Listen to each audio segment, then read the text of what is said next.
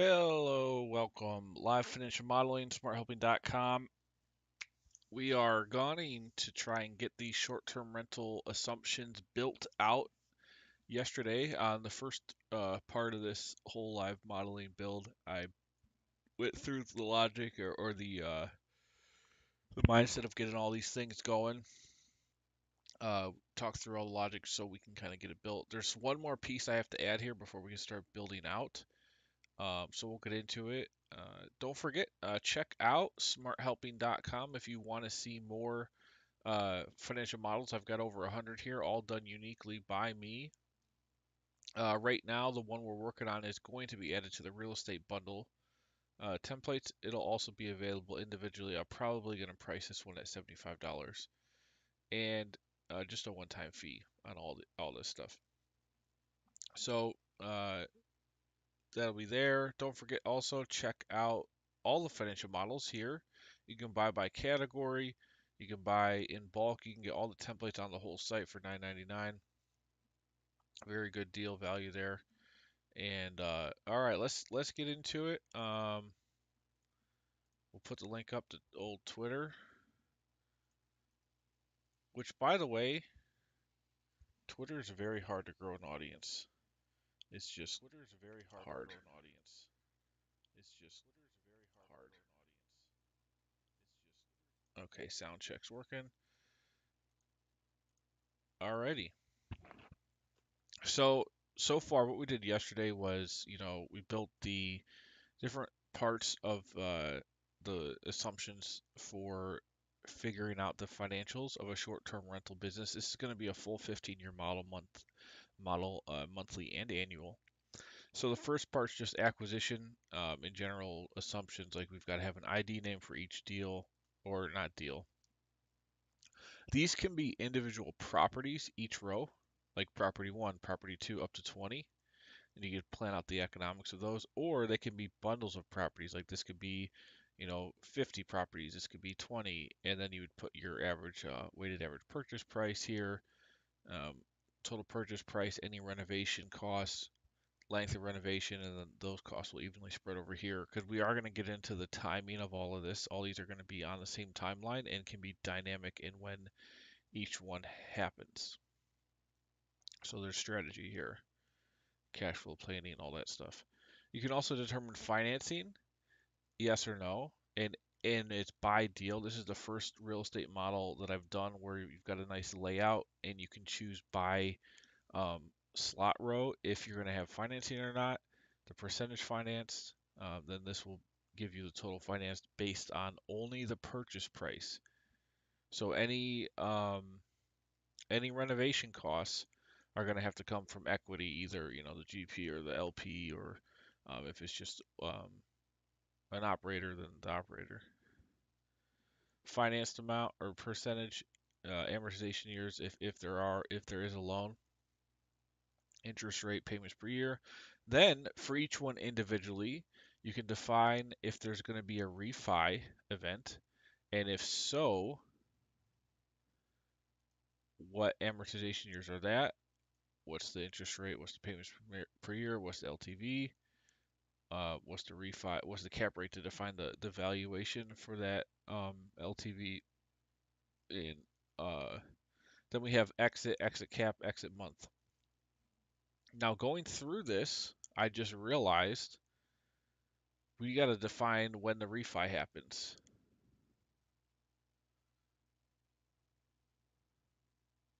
Right? We don't have a date here. It just says financing and then refi. If yes, then it does it. But we don't have any assumptions here, so we got to put in if there is a refi. Um, and let's see, do we want an actual date, or it's probably easier to do like let's think about this, because on that month you're gonna have to pay back the initial loan, and then you get the refi proceeds. Well, you get the refi proceeds, pay back the initial loan, and there's gonna be some cash to distribute there, and you've got a new amortization. So the question here is, what do we want? Just trying to think of the easiest way for the user. So you got financing, you get your date here. The financing is going to hit is the same as a purchase month. So that's going, and then at some point, if you do a refi, there's got to be that event. I don't know if I want to do it like number of months since number of months the initial loan lasts for.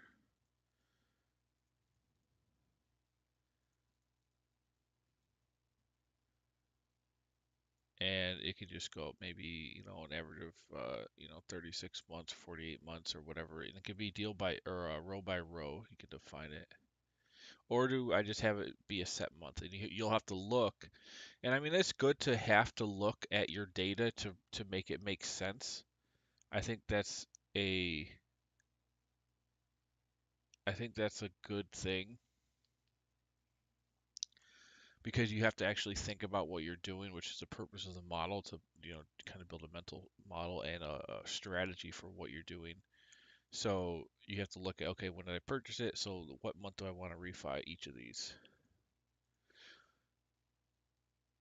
Or do we make it a little bit lighter on the user and just say you can put in the number of months the initial loan lasts for, and this would only be relevant if there was a refi. I think we'll side with the number of months. So we could put number of months until refi. And this will just say,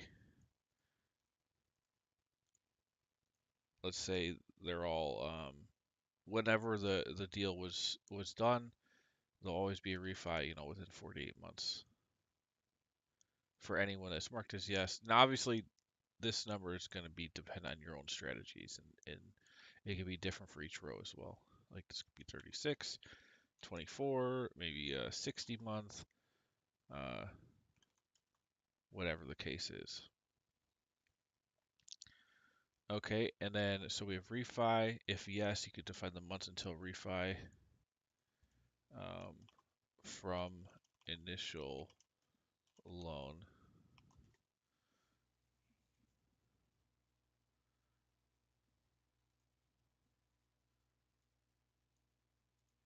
All right, then we have all of this. Then we've got pricing. So you're going to define, so these are short-term rentals, meaning rentals that have a lease period of less than 1 year. So less than 1 year, what does that mean? Well, your lease period could be a week, it could be a month, it could be 6 months. You're leasing these properties out. Also, these properties are more like houses, like, single family properties. It's not, although you might be able to use this model for a hotel, kind of, and you could treat each row as its own sort of bed bath type. Uh, but mainly it's more for short-term rental base. You can define the rent per day per unit.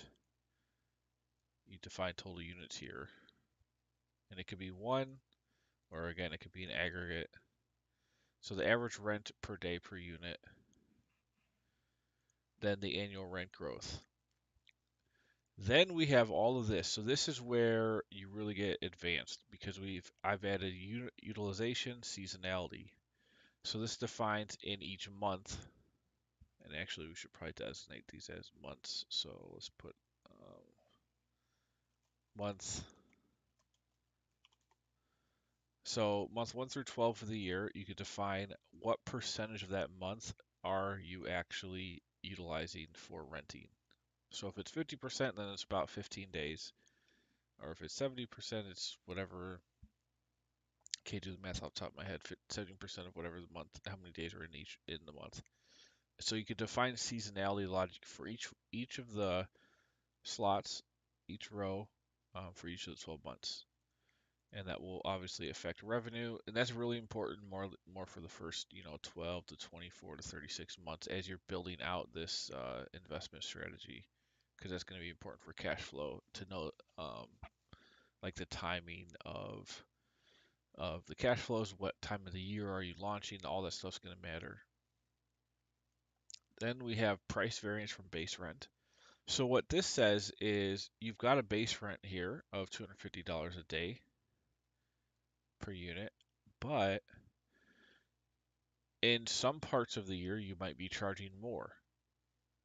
In some parts of the year you might be charging less if it's less busy and you're trying to, get more volume. Or you might be charging exactly the base rate and you can put 100%. So this just lets the user have some dynamic nature to what they're charging at a given time in the year, what they think they'll charge.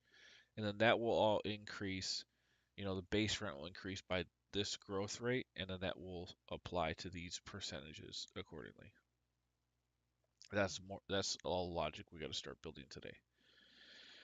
Then we have operating expenses fixed. So this is just monthly cost per unit, and it's per month, and then this will have some growth rate as well, which we need to put in. We'll have to put a row in here.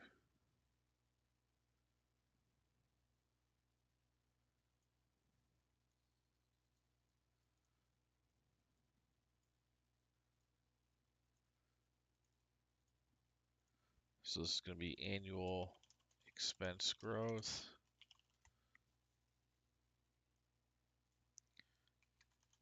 And whatever it is, you can put it in here so the expenses will grow.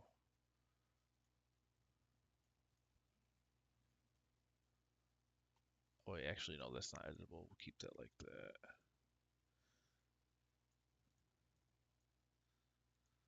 Okay, and then we have our last part, which is variable expenses. So the reason why I wanted to do variable expenses is because it's very likely in the short-term rental business that during busier months, you're going to have, higher turnover costs. The utilities are going to be higher. You might have more third-party contract work, marketing, advertising might be higher, gas, etc. So whatever numbers are relevant, you can put in here. And then what it's going to do is take the maximum percentage utilization for a given month, and that acts as the baseline. And then any percentage that's less than that will proportionally affect the variable cost. So this is the maximum. Whatever your busiest month is, you put that what you think the cost is going to be here. And then on the less busy months, anything less than let's say 80% here will then proportionally um, affect the expenses. So here in month 3, your expense is only going to be 80%, 87% of $2,000. And the busiest month is going to be 2,000. And on the less busy at 50%, it'd be half. So that is how that works, and that we'll have to have a growth rate applied to these numbers as well. So you can see we've got a lot of advanced logic here, but it's not that hard to follow along. Anybody building a financial model or using one would know they can follow along here, put in the numbers, and it makes sense. Like all the inputs make sense for trying to build some kind of a financial simulation.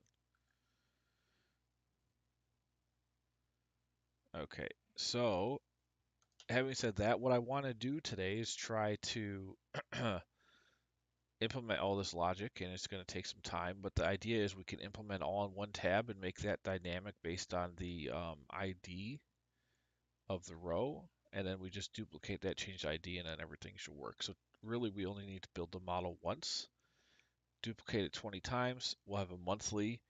We'll also have an annual for each one, and so each row is going to have its own tab for monthly and annual, and then we'll aggregate all of those monthly and annual values into a consolidated tab on the same timeline.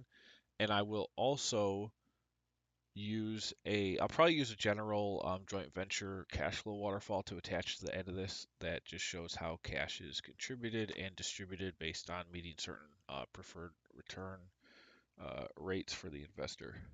And they give you promotes to the GP as you return higher and higher or get higher and higher IRRs. Okay, so what I was gonna do is one more piece of logic is we have pricing and that increases. I'm wondering, does it make sense or is it too complicated to increase this utilization over time? So like this is your utilization for year one. Does this improve? Do we need to say, okay, in year two, maybe this is 10% better in each month, and so on, and until some maximum utilization. So I don't know how relevant that would be. In these cases, it's tough to know because I really need feedback from people using this to know if that's going to be super important or is it okay? Okay, this is just your annualized figure of utilization and it's likely to not change over time. And my gut says, at first I thought it's a good idea to increase it, but then I was thinking how much more complicated it makes this and how much does it add a ton of value or not. And I think we just keep this like this, honestly. So over the course of the 15 years, this is your utilizations.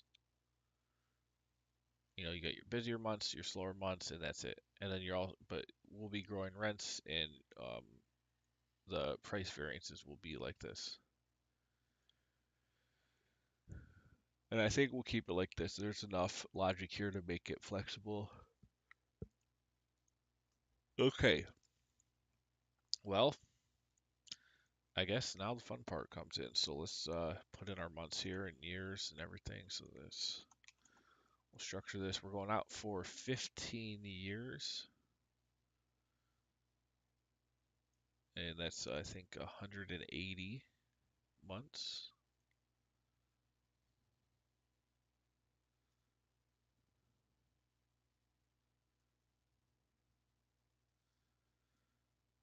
And people can also just use this as a one-time tool if they want to, or a one property tool just to look at the economics of a single property of short-term rental and say, okay, if I buy this property, here's all the purchase costs, here's any financing that might be relevant, here's how much I'm going to charge, here's my utilization, here's my expenses, monthly expenses. And they can just look at a single property and like look at the economics of that and see like what makes sense. And then to use all 20 is for scaling and trying to figure out cash flow of doing all these things over time, doing multiple purchases. So we've got month number, year number. We'll have this be round up C2 divided by 12. Oop.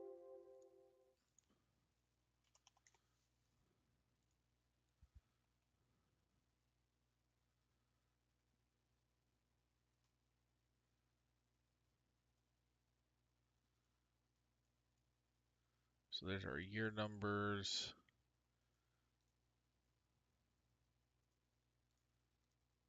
We also need the actual month, the date, month.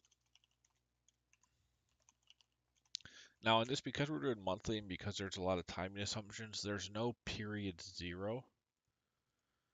And also the cash flow waterfall that's doing internal rate of return hurdles it'll be converted to monthly periods. So there's no period zero, it's just whenever you start.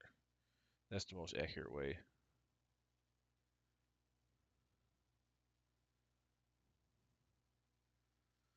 So month is going to be right here.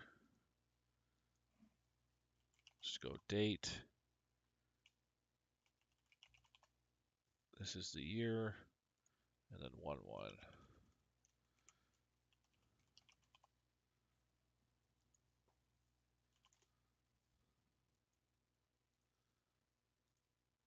never get any more granular than a monthly summary for the purpose of financial modeling, really. Although we will be counting the days in between each month for to calculate revenue.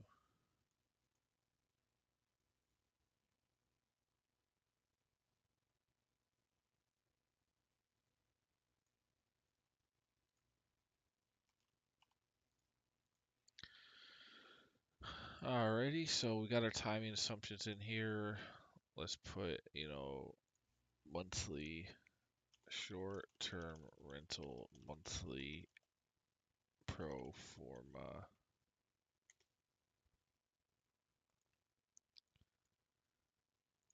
And then we'll put, this is going to be ID1. And that'll change if you change on the acquisition schedule. So monthly pro forma, we have our reference there.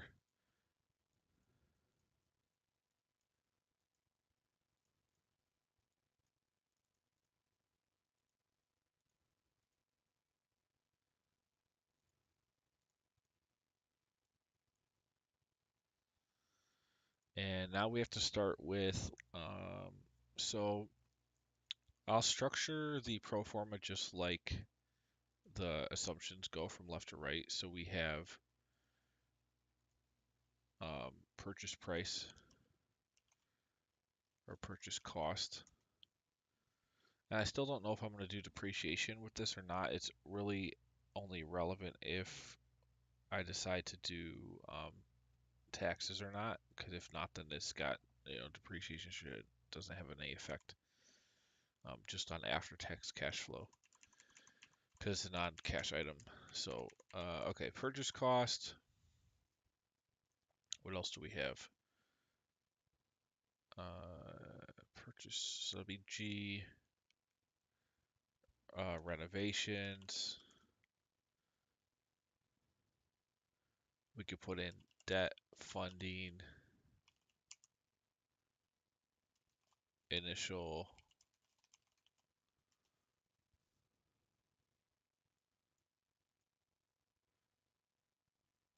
I'm trying to think if it makes sense to do. What do we want to put on top?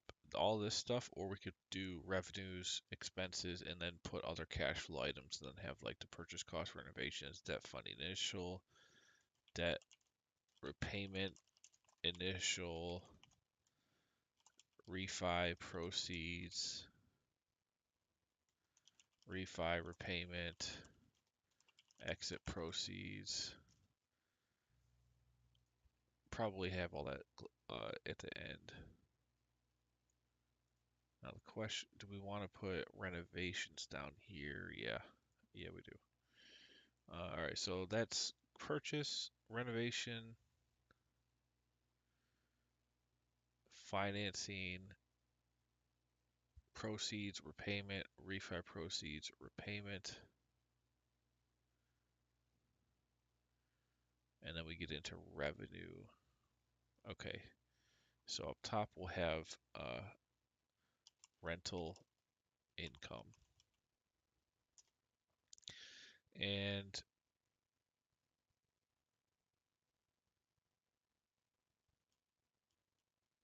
do we want total units? Yes, we're probably going to have to reference that. Those total units up top.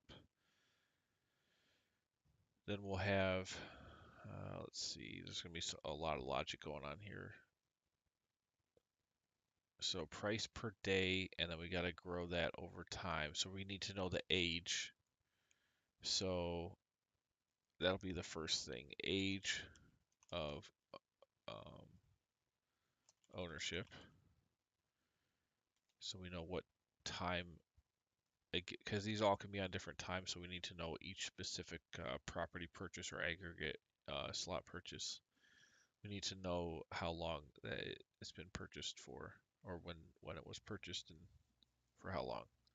So age of ownership, we need to know months, and then from that, we can know years, and that's how we're going to do our growth rates with exponent formulas. It's probably the most complex math that's in here is the exponent formulas. Everything else is pretty much plus, minus, subtraction, addition, multiplication. So here's our counts. This is count logic. We just simply say if, and this has to be dynamic, so I have to use index formula. If index purchase date in C, so index C match month with, wait, no. If we want to say, what do we say here? What are we doing? We want to check if, we want to check if the date in C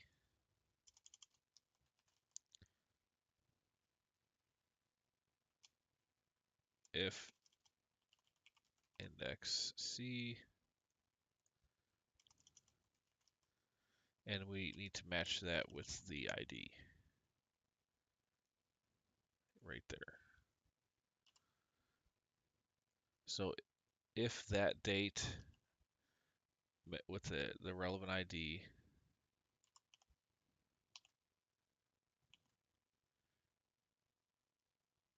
equals this date, then 1, otherwise 0. And we have to remove any reference to the tab name. And we'll lock this because we'll probably end up using this structure again.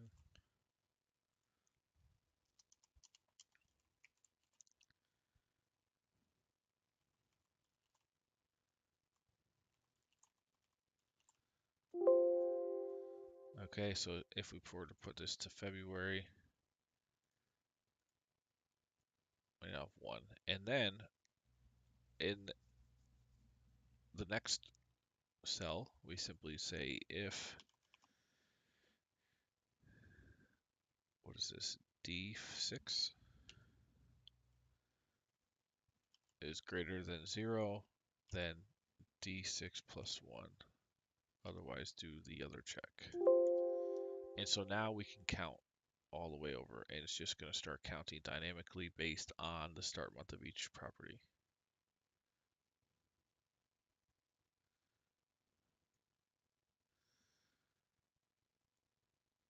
So there's that. And now to get the year of activity, we simply go round up D6 divided by 12. So now I have a dynamic, because we need to know the timeline of the main model, but we also need to know the timeline of each individual property. So we can do all their growth rates in a way that's relevant. All right, so we have timing there. Rental income. So to figure this out, we'll have a black or light gray rental income. So we have base rent per day. And we'll drag this down, and we simply take this value, but now we want to, we're going to use index formulas across the whole thing. So now we want the rent in Z. So we're indexing Z if the ID matches. We don't need an if formula here. We're just doing an index calculation. And we can simply reference the, if this is greater than 0. Actually, hold Hold on. We have some nuance here. So we have the date of purchase, but then we have renovation. So you have the live date as your start month of revenues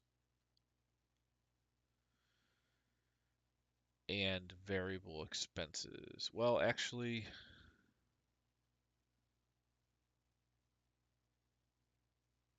property taxes, insurance. I mean, you're gonna have to pay property taxes even if you haven't finished your renovations, I believe, and insurance.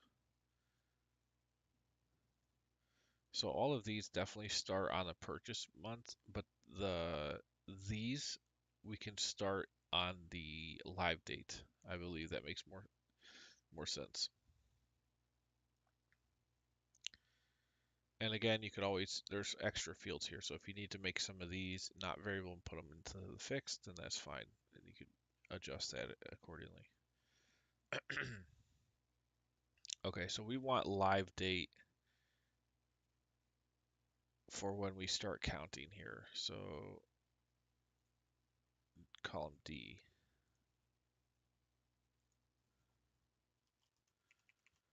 Because that's going to be used for rent growth and everything, and you're not going to count, if you're renovating for 12 months, you're not going to, you basically would then miss the whole, whoops,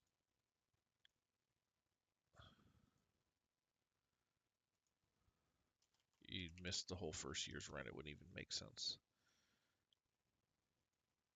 So there is the start of like the go live date. Oh no. Oh, there we go. And then on this one, we simply say if this equals 0, then 0. Otherwise, let's figure out the base rent. And note the base rent is increasing. So we have to raise this. Let me think how to do this. Times 1 plus the rate, which the rate is going to be, where's our growth rate for revenue? And AA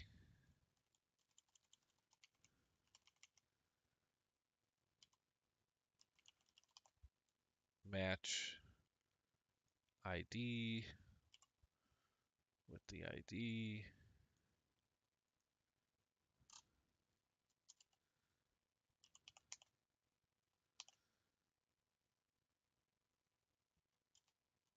And then that's going to be raised to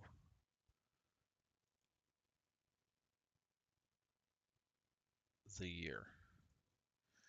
Now, year 1 is always going to be the base, the starting amount base.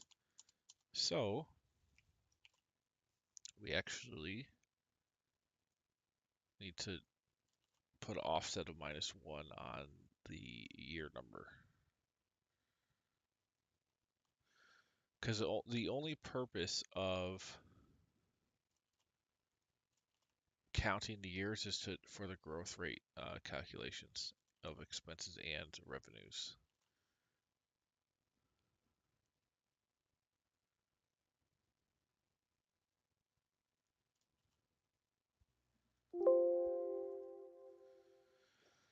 So here, this formula should be this -1. And then we could just put a max value. You always want to pull this or 0, so no negatives. So this is technically going to be 0 all the way until year 2. And then year 2 would be 1, and that's when you start growing the rent at the growth rate. So you've got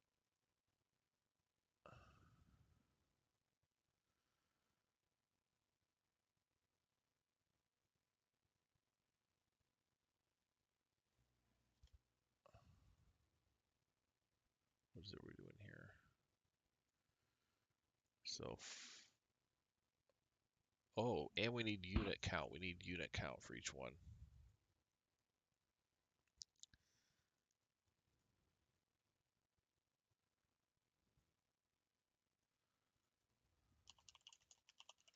So we want to also index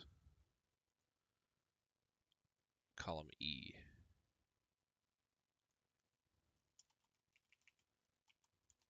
So unit count is something that is going to drive revenues, or E.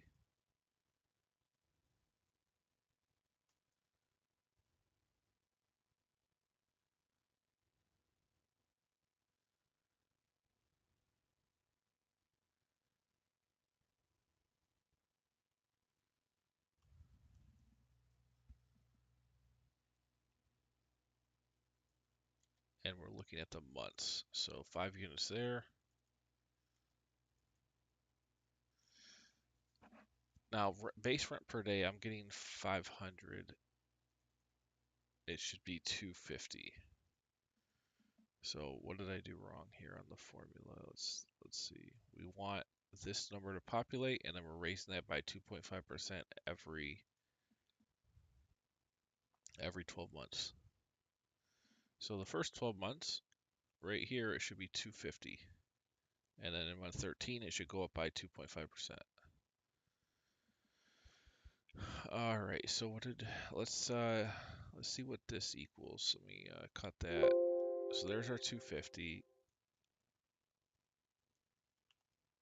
What is this? 100%. So obviously index AA 2.5%.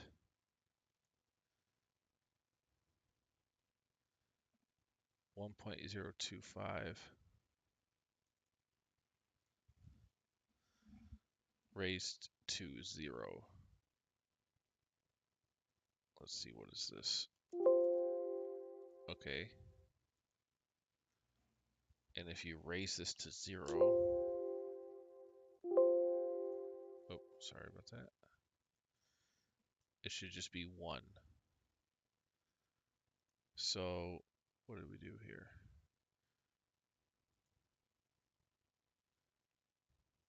Do we need another parenthesis? There we go. Okay. So let's see if this worked. All right, it looks like it did. So month 13, we should go up $6 a day on average, because, and the reason why you have rent growth is in 15 years, it's likely that you're going to be charging more rent per day than you are today. So you have to account for that, and that's going to affect valuations and all that stuff. 2.5%. Okay, so this is working. Let's keep going to the next one. Just make sure the change is always 2.5%. Perfect. All right, so we have our base rent per day per unit.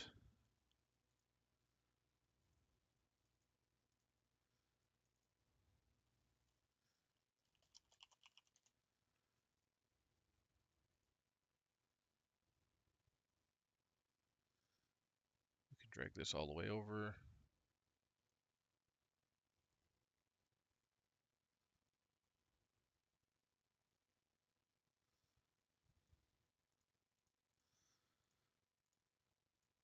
Alrighty. So that's dynamic. It will be dynamic based on whatever ID we have in here.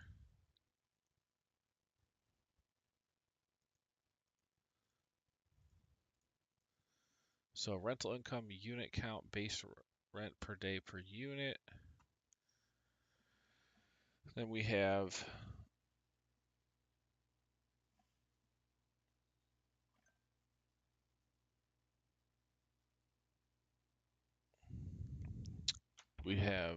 what else? So base rent per day.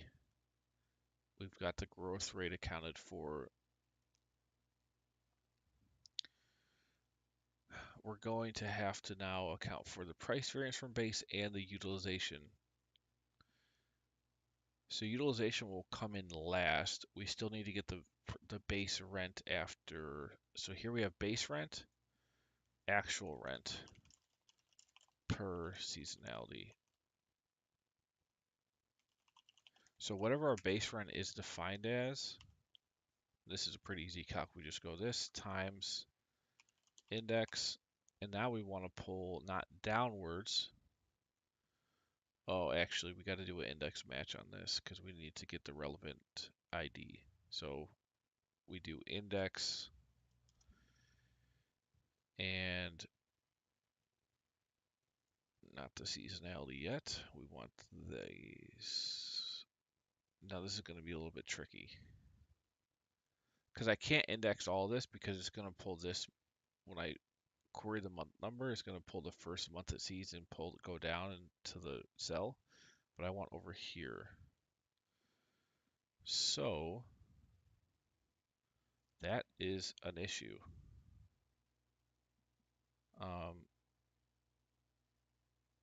We'll have to think about this.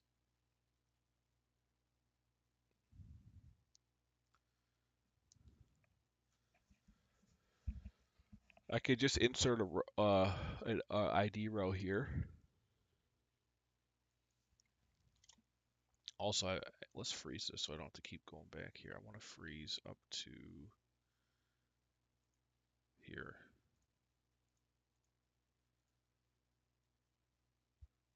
So the issue is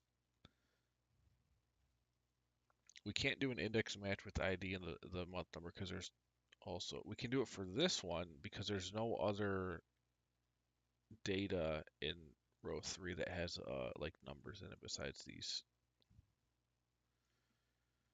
So what I can do is go here, ID helper, and just do that.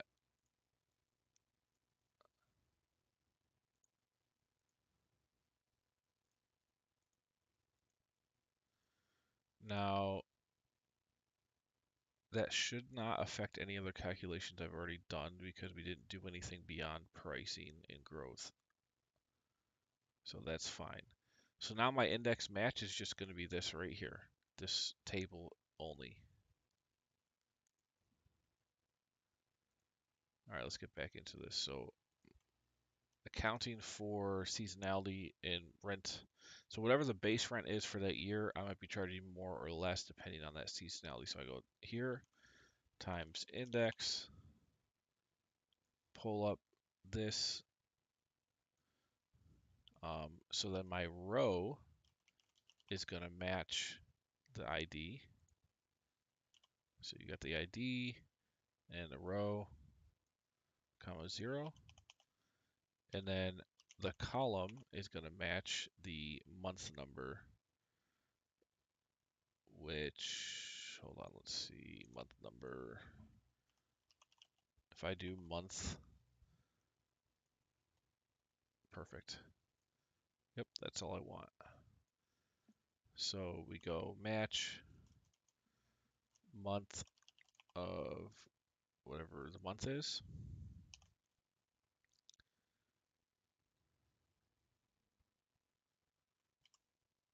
Look up this. And we have our value. Now I need to lock all of these.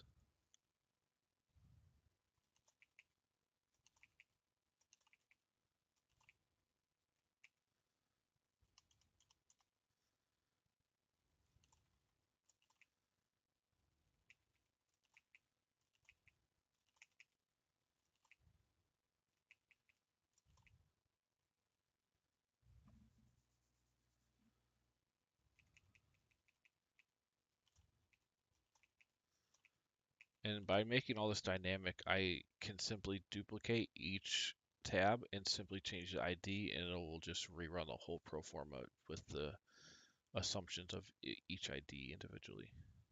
So that's pretty cool. All right. Did this work? So month 4.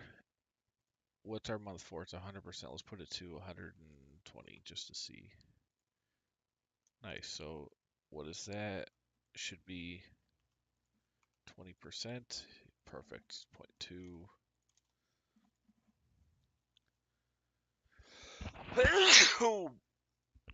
Oh, excuse me. So now we have a base rent that grows every 12 months, and then from whatever that base is, we can define seasonality as well. So you can see in the first 12 months, we're taking into account what month it actually is in the year to get this, whatever this actual rent is. This is the rent per day. Here's the unit count. Now we're almost ready to do total rental income. We still need to take into account, so let's do one more thing here. Let's do days in month.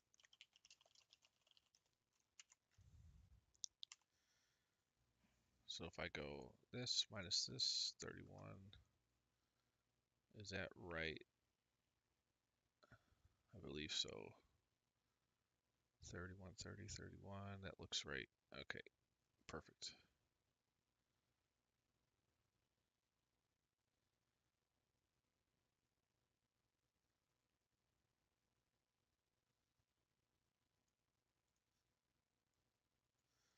So let's see, we can go,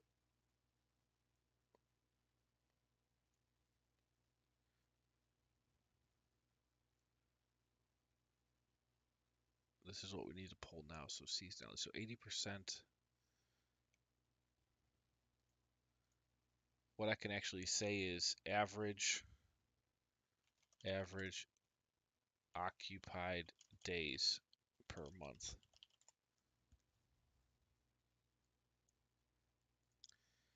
And here we go, simply the days times another index formula, but now we're just going to do the whole thing over to here because I don't want to do another helper row. And then match row. It's going to match this with this. And column is going to be month, whatever month number it is, against this whole row to here.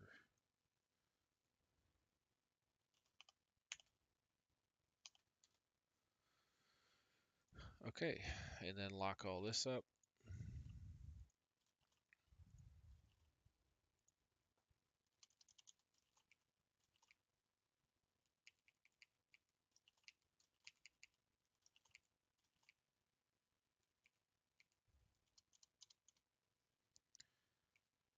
I'm actually very happy to build this new logic because within the context of a real estate model, I've never done something quite this granular.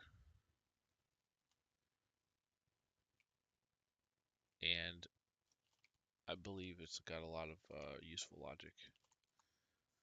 Okay, so average occupied days.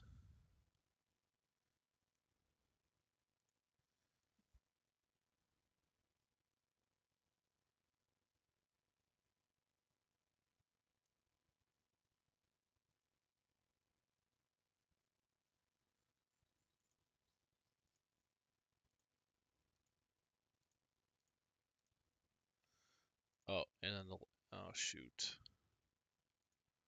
Well, I guess we could drag this over to get the last one. That's fine.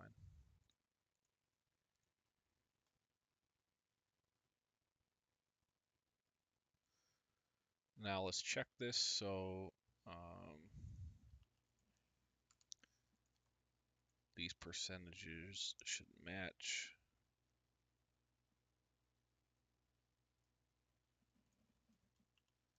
with this.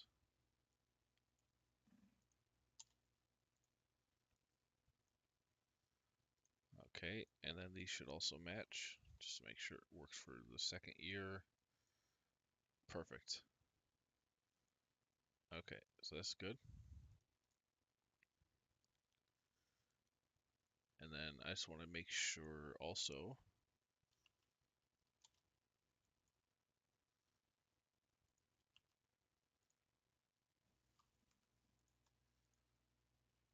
this percentage here should match this percentage. Perfect. Okay, formulas are working. All right, now watch, we can do rental income. And it's simply occupied days per month times actual rent per day times however many units you're doing. So there's the first big number, or important number. Give it a top and bottom border, give it a bold. So you see how we had to layer all that logic in so that you can clearly see what is going on and how the calculation for rental income is happening. I mean, technically, if you wanted to get crazy, you could do all of these calculations within one calculation and then just multiply them all together to get this, and then you wouldn't see any of this, and you need to be able to see these numbers called out. All right, awesome. So that's, I mean, we're rocking and rolling here. We are rocking and rolling.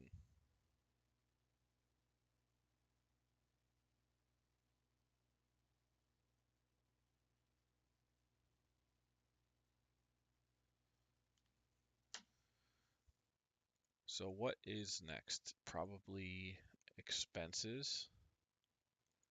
Expenses aren't going to be as difficult. And then the other difficult part is going to be all of the refi and debts. But we'll see how far we can get. So rental income,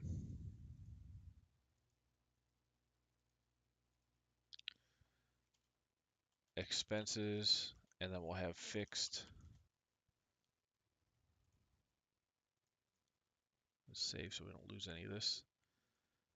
We'll have fixed, and then these will be here. And what's nice is I already have the reference for the year here, so I can easily do the growth rate of expenses based on that.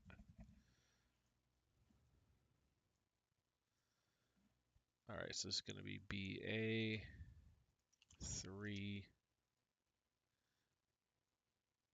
We'll keep this stuff down here. BA, BB, BC, D, E, F, G, H, I.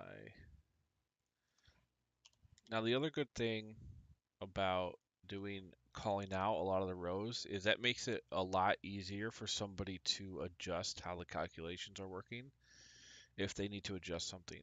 So having this all called out is very important for the usability of the model as well, and just general understanding. All right, BI is the last one, and then we got BJ to BR. So then move this down, and then how many do we have here? 9.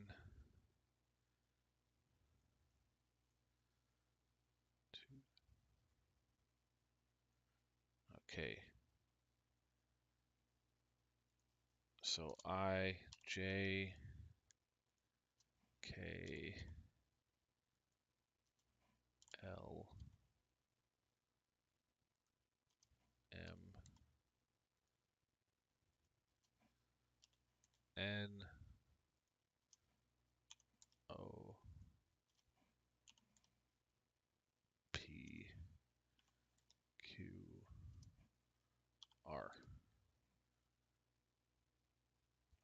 Right, to BR, yep. Okay.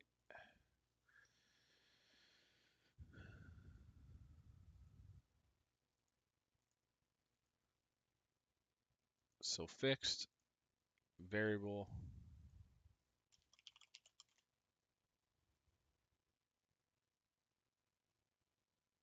And then we have, we could separate these. So total fixed expenses,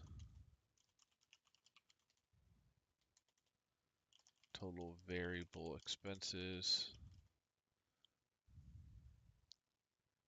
and then we have, watch this,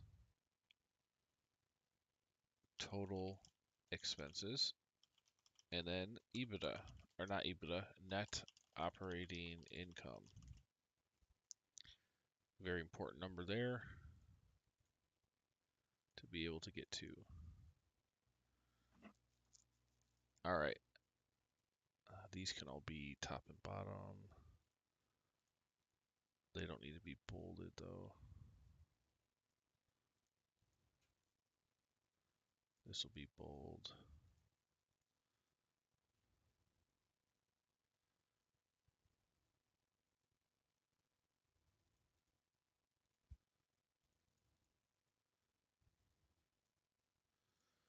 Alrighty. None of this logic matters. Now the question is, I have not called out the percentages. These. And for the expenses, for the fixed expenses, is pretty easy calc. We're just doing whatever it is raised to the power of, whatever year it is times the percentage growth rate. So these are easy. The variable ones, however, we have to figure out. And I think I'll bring this in.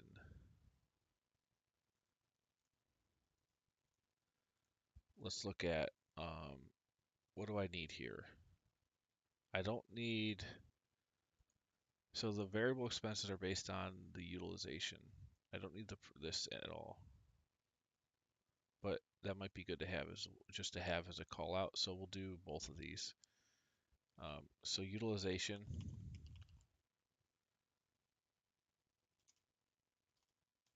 average monthly utilization, and then average, or no, we have price variance from base. Now, monthly utilization, we actually can just do this divided by here. So it's already calculated for us. But the price variance, we need to pull. Which one was that? That was the first one we did. So this.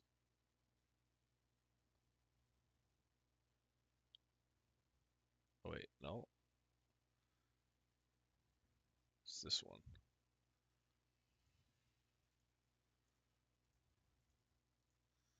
Just so you can see it right there.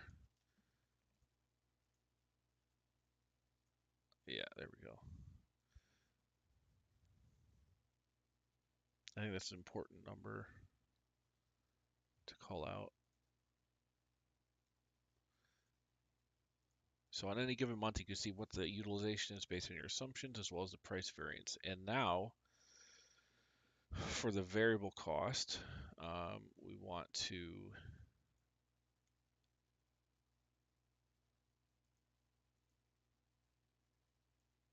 index column. Oh wait, no, this has got to be a index match. Hold on, let me see here. So that's fine. Yep.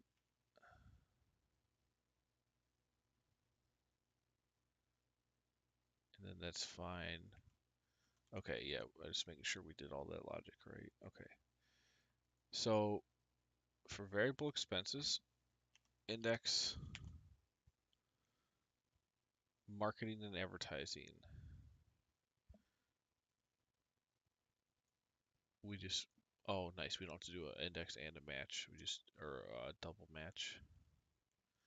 So we just do index the column if the row matches the ID.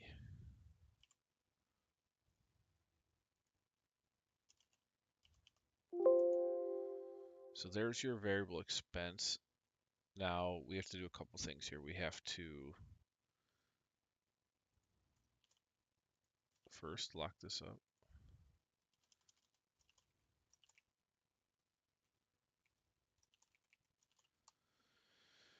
So $2,000, but we know 80% is the base, so we have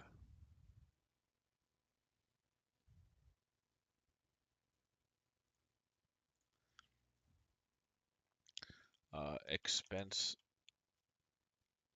factor. And what we'll do is the maximum of this, because this never changes each year, it's the same each 12 months. So you can pick the max, 80%, and what you would do is divide D8 by that. So here it's 100% of the max, so the variable cost would be 2,000. Here in a lower month, or these lower months, like a 50% of the max would be 63% of the max cost. So I think we pull that in there.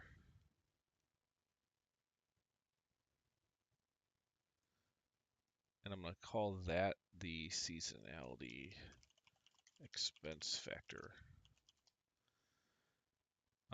Because I think that is relevant. Anything you do as a variable expense, there's definitely going to be costs that, like, in different months, your costs are going to be different based on how busy the rental property is. All right, so we do that times 100%.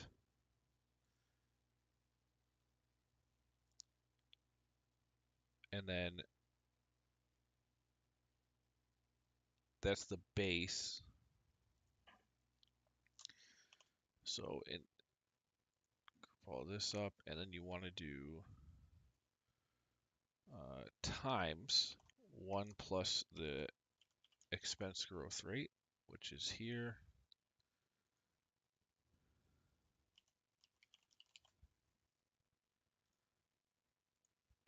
Man, index match is so nice of a formula.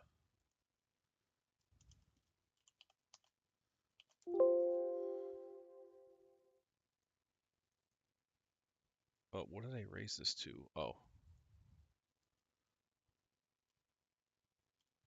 So there's that raised to age of ownership year. So on this, it doesn't go up until month 30. Up. Did that again. Let's put another parenthesis. Okay. Lock that. Lock that. That.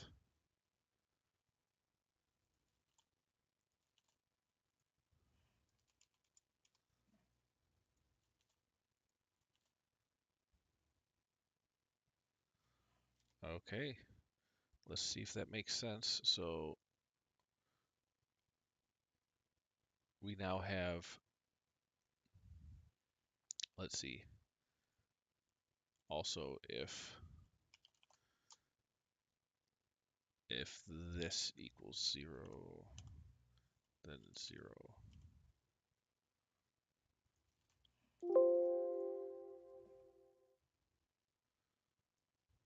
All right, let's check the formula. So the first, let's just find so 1, 2. So these numbers should match.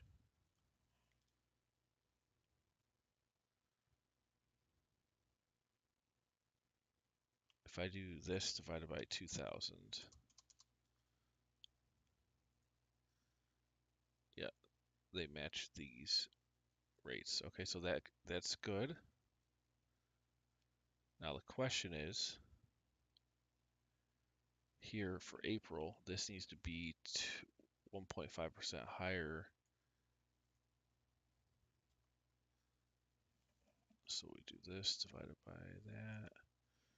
Nice. Okay, so that's working.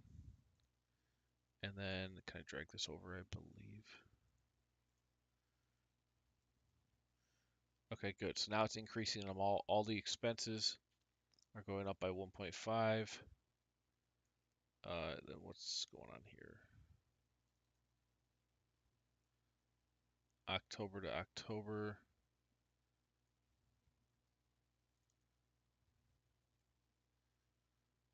Now, why is October up 3%?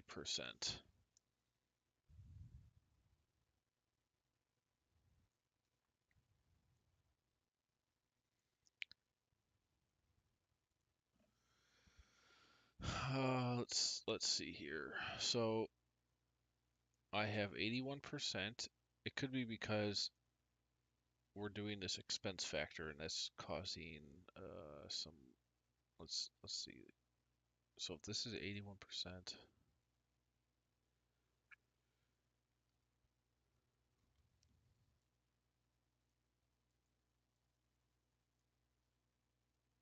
why are all these at 3? Now it's back down to 1.5.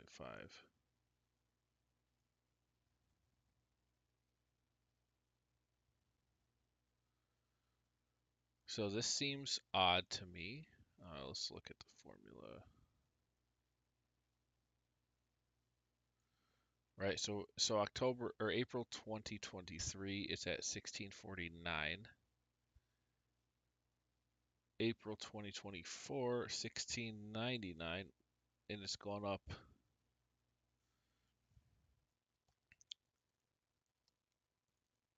3%. So we went from here to here. 50 divided by that. So why have we doubled it?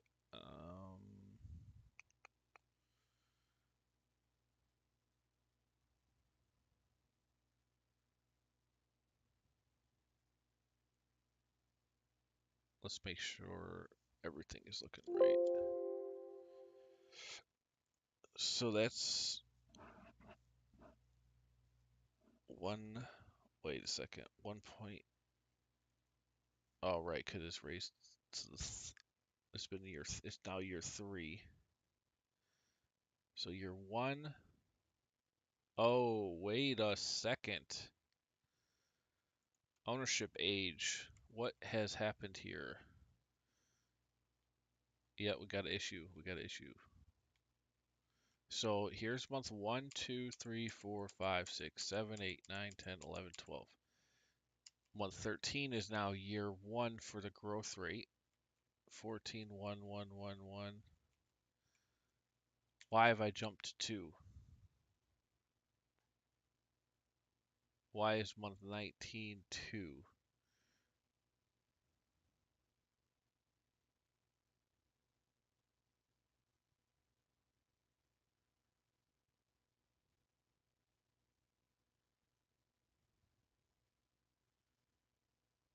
And month 18 is 1.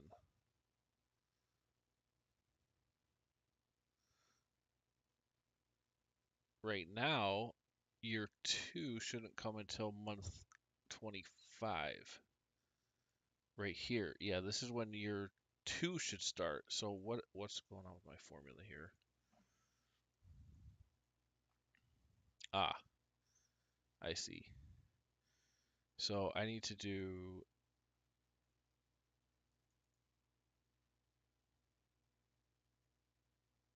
Wait, yeah, the number divided by 12.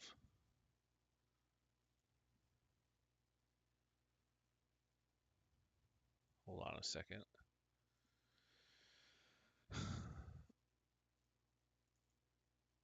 Let's look at this. So I do this logic in all the models. Let's look at this. This actually only has annual. Let's go to one that has a monthly. Confusing myself a bit here. So monthly, year number. Oh, this is an older one. Okay, this one I know has got the new logic for determining the year. I know this works because all my visuals and everything would look weird if it didn't, so I just want to see. Oh my, really?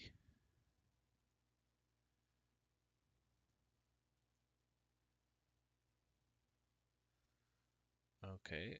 Let me find it. Let's franchiser licensing. I know that one is.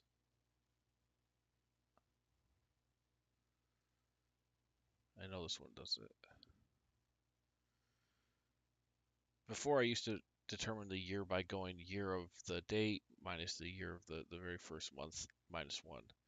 But then, what in the world? I swear I started updating this recently. All right, let's go to a SaaS model. I guess maybe on these upgraded ones, they're newer because I upgraded them, but they initially were older, so they had the old logic. Either one works, but I just like the one that does the month divided by 12 rounding up. All right, what's a new one of the? Let's just try this one.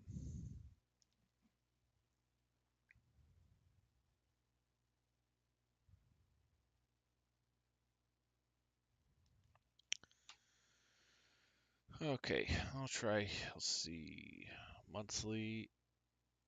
Right.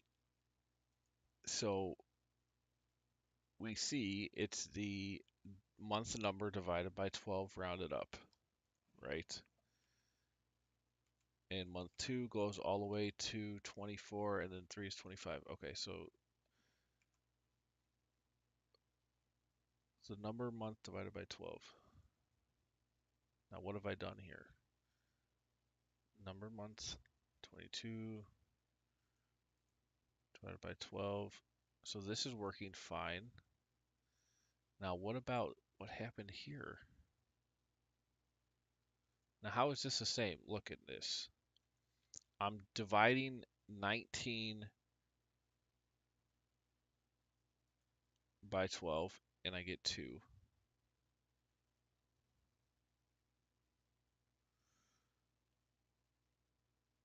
Oh, whoa, wait. Whoa. I never drug it over all the way. I never drug it over all the way. Okay. Well, that's a good check. That's why I do these checks. There we go. Now if I go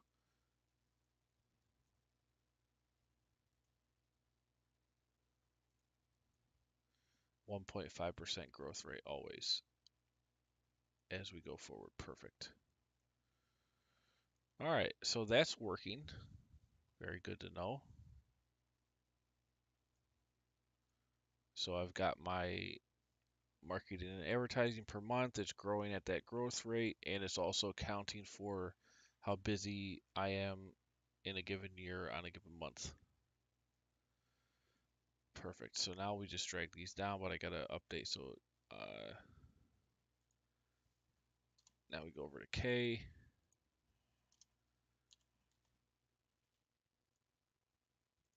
L.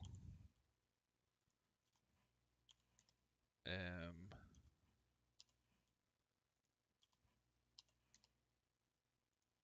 N.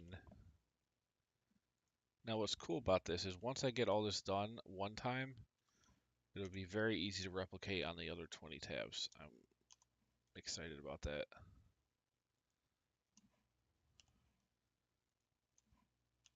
And the idea is that the user just has a nice dashboard they could change, and all the list logic updates very nicely.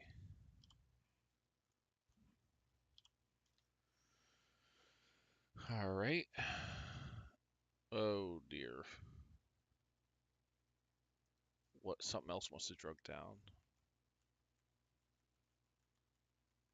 Ah, yes. D11 needs to be locked.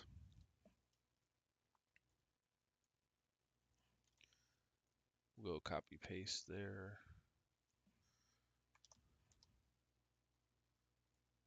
Yeah, that's got to be locked.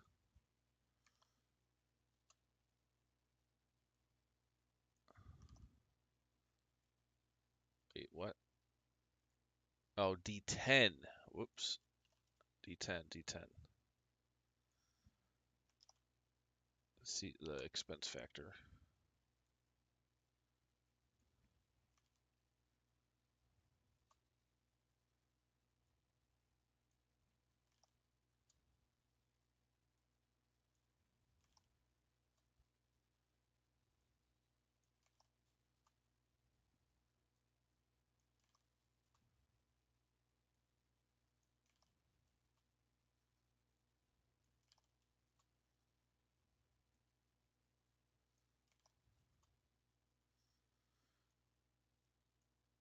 And all right, let's change these costs so we can make sure it's working. So let's just do this times.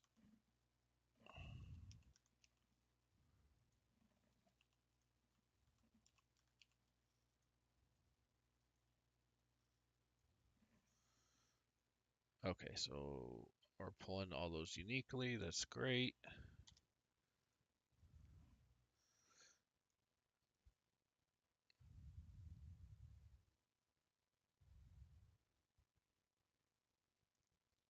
Let's make sure it's always going. So if we do this number minus August of 2035, and then $300 more. Perfect. 1.5. 1.5. Nice. So that's all working. Great. So we have our variable expenses. Now the fixed expenses are going to be easy. The fixed expenses, all I got to do is take, all we're really doing, make sure this was index match, right? Index match.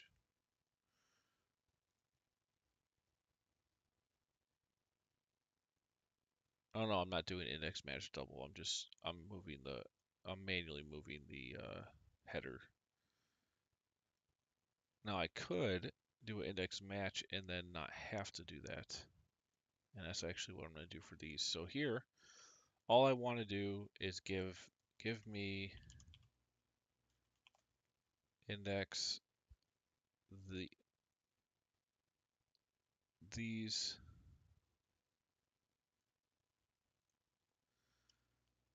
fixed expenses, match the row number with the ID,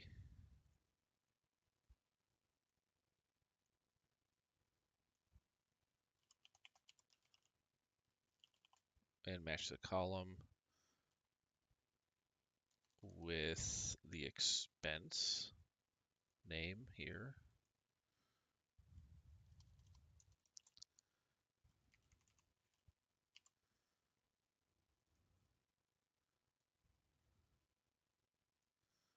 And that's it. And then that should give me, based on the ID and the name, it'll give me the cost for the month. And then I just do the growth factor on that and it's all good.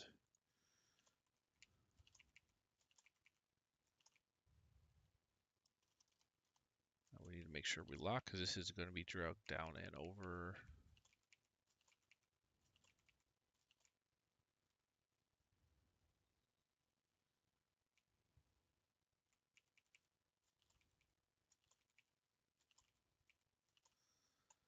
Alrighty.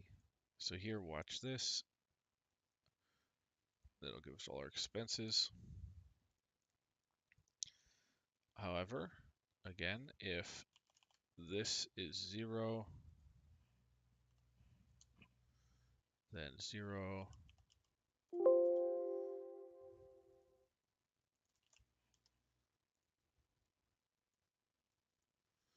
and then we want to grow it on our annual growth rate. So we go here times 1 plus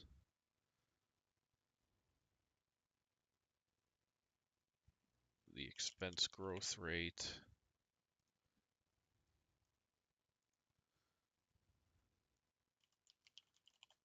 and match the ID with that.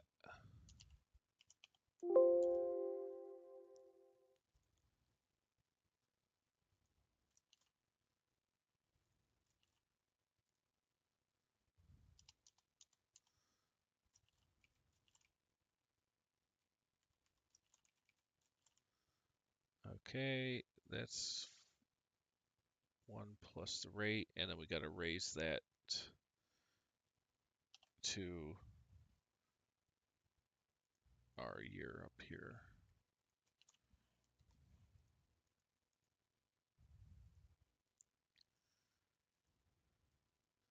So if we go over, we're at 3802. 3,859. So make sure this is 1.5. Nice. And these are fixed monthly expenses, so they're the same every month and just increases annually.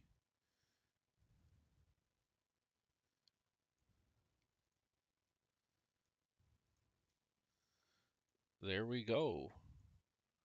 Very cool. Lots of nuanced logic here, but I think this is very, very valuable. Very nice. Let's give this a title header here. Let's call this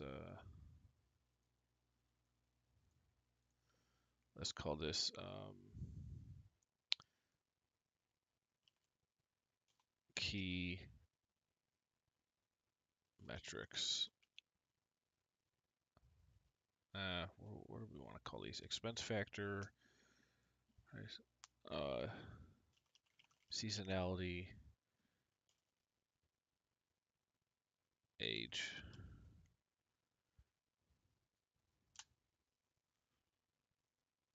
Okay, so this is looking awesome. We have total expenses, and net operating income is a total net or total rental income minus total expenses. Margin is the net operating income divided by rental, which would be the margin you're getting.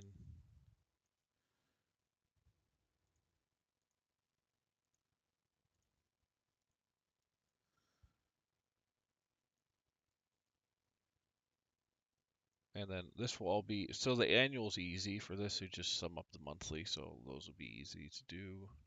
It'll take some time.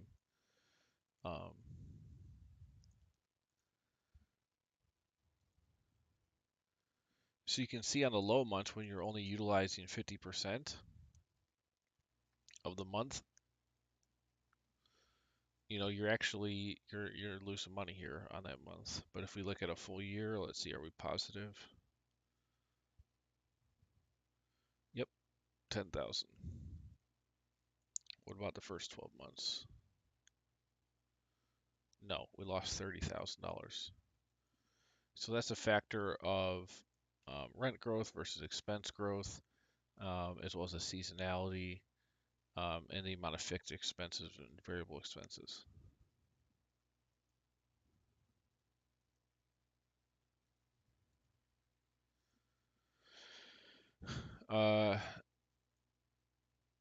Okay.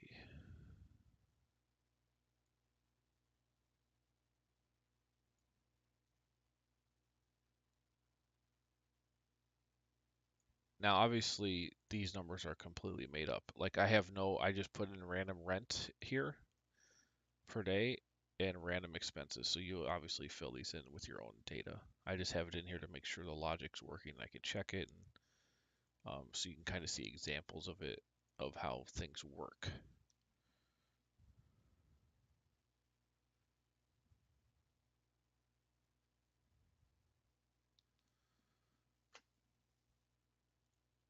All right, so that expenses.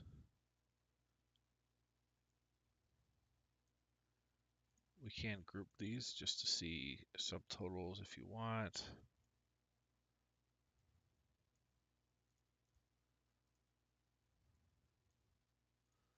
Also, let's check the totals here to make sure. So let's say repairs and maintenance total should be 44,000. Oh, but you're never going to be able to match that because it's based on the seasonality. Let's try a fixed. So other payroll, 40,000. Let's change some of these numbers. Oh wait, actually it's only taking these top ones. So 3802. Oh, 3802. Okay, so that's working. This on a full utilization month, I think that's that. You're at 27,159.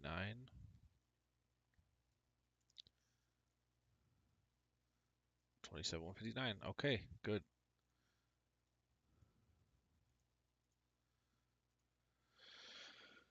Alrighty. Net operating income. So now, man, how long have I been streaming? Almost an hour and a half. I love it though. I mean, we're getting a brand new model here, which I haven't done a brand new one like this extensive in a while. Um, so next up, we have to do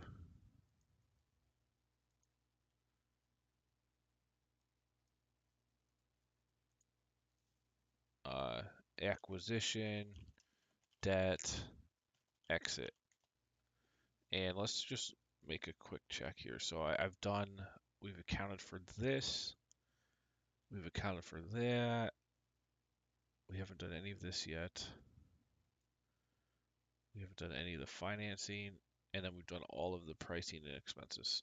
All right, so we need to do pricing, or purchase costs and financing, all of this.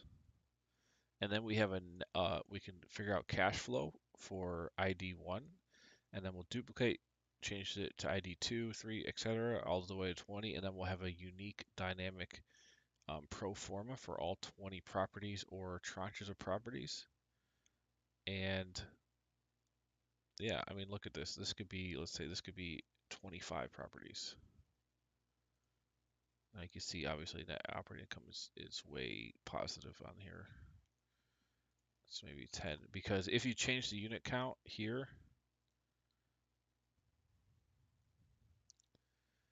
the fixed expenses, well, no, these are oh shoot.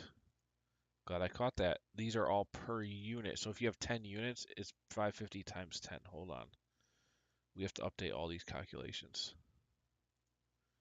So this is going to be times unit count,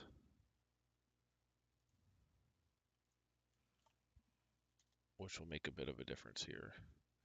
Yeah, so the 3002, you're at 38,000. 3859 is 38,591.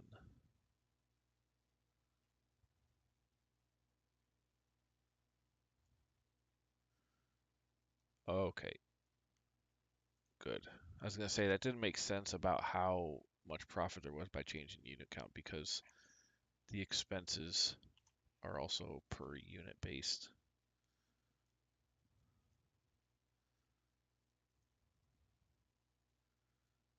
Uh, what happened here?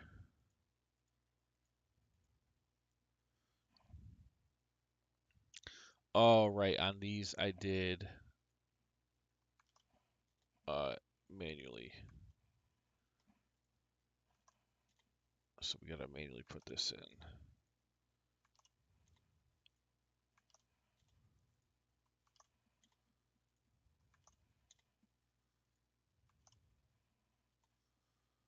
All right. There we go. 22 to 20, 23 to 37. So our last year should still be profitable because it was before, I believe. Oh, maybe not. No, it's not. Why?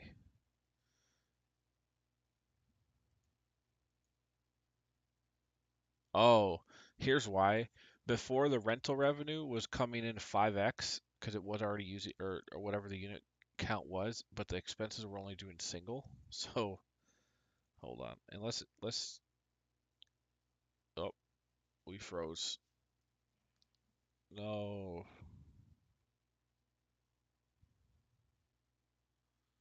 No, don't freeze.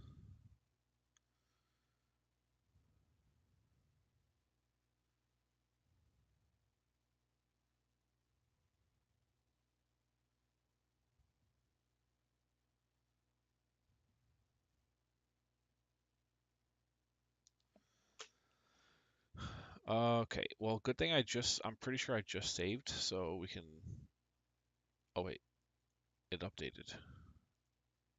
Nice. Let's make sure. Yeah, so before I was doing 5 times revenue, but 1 times expenses. Let's try to make this more realistic, and we'll increase the rent. So let's say on these, how, if those are my expenses, per unit. Um,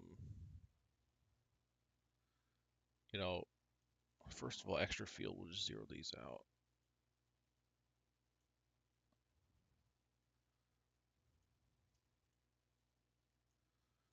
There's not that much, like our overhead numbers are crazy. Let's put like 500 a unit per month. Okay, and then, so for a given month, our maximum cost is $6,000 a month. So if it costs us $6,000 a month, we probably need to charge, what's a max? So this is two 250 a day times 80% times 30 days. We're not even charging enough to cover the expenses. So obviously this has got to be higher. Let's say 350. Whoop, 350 a day. And these are all margins you can work out. This is the whole point of this is to figure out, what's feasible. All right, now if we look at our expenses and revenues, there you go. So we're at first 12 months, you're making a $126,000 net operating income profit. Now some months are negative. Again, it's because of the seasonality. That's a really good logic to have. All right, so this all looks good, makes sense. I'm glad I did some more checks there to make sure um, that everything's working right. So we have that. Acquisition and debt. So purchase cost, renovation cost, loan proceeds, debt repayment, refi. Yeah. So tomorrow, I'm going to take a break today. Tomorrow, we will finish all of the acquisition debt exit. We'll duplicate this 20 times, and that'll take a second. I just duplicate and then change the reference to B5 and etc. for the first 20. So finish that, add the 20 tabs for monthly, add the 20 tabs for annual, which should not be hard. I believe I can duplicate that, and then we'll have then we'll consolidate all of that into two monthly and annual consolidated tab. We'll add in our cash flow waterfall, and then we'll try to clean it up, make any other like nice enhancements. I might also put this into a 3-statement model. I don't know. If I do that, then I'll have to do depreciation as well, so we'll see. All right. Well, don't forget, for more, check out smarthelping.com. I've got hundreds of templates here. You can buy everything I've ever done for $9.99. You can buy by category as well. All kinds of stuff here for Google Sheets and Excel. If your organization uses these tools, or uses those platforms, you've got value to be had here. Alrighty, take it easy. I'll see you tomorrow, Friday. We're actually have a full 5 days of streaming this week. It's crazy.